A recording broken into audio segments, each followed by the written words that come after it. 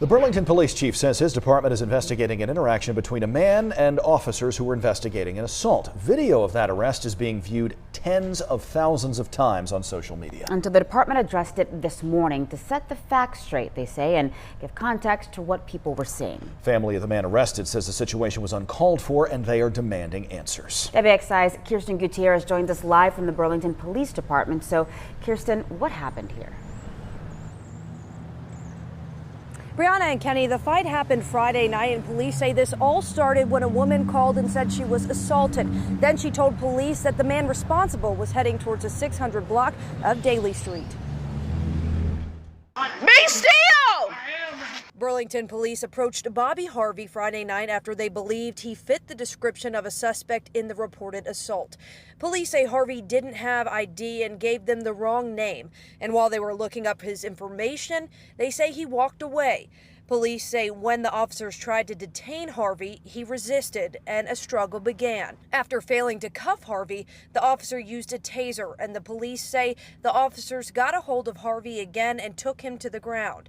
At this point, police say Harvey continued to fight the officers and grabbed the taser and pushed it into the chest of one of the officers. They still tasing him? Harvey has taken control of the taser that Officer Hines had been using. So Mr. Harvey's on the ground, grabs the taser, and drives the taser into the chest of Officer Hines and begins to shock both Officer Hines and Officer Balling. Police say the fight continued and Harvey bit one of the officers. More police responded and they used a strap around his legs to detain him.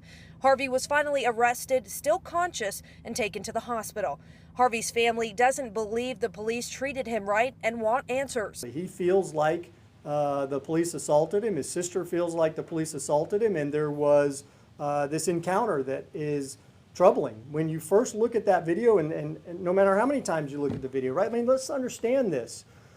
Police work where we arrest an assaultive suspect is never going to look nice. I'm not sure what the public thinks that looks like when we have a nice arrest of a person who is violently resisting the police.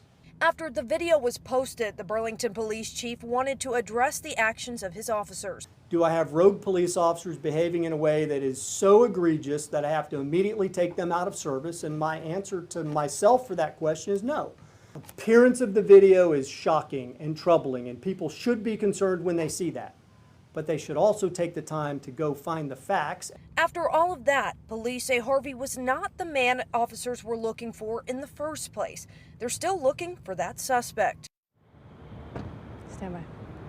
Harvey was released from the hospital this morning and is in jail under a $1.2 million bond. He's charged with 3 counts of felony assault on a law enforcement officer, resist, delay, and obstruct. He's due in court tomorrow afternoon. Now, as for the 2 officers that were tased, they have serious injuries and they are out of work today. Now, the police department has 30 days to conduct the internal investigation, which the police chief asked for. The police chief also asked that the judge release the body cam video used during this incident. Live in Burlington, Kirsten Gutierrez, WXI 12 News.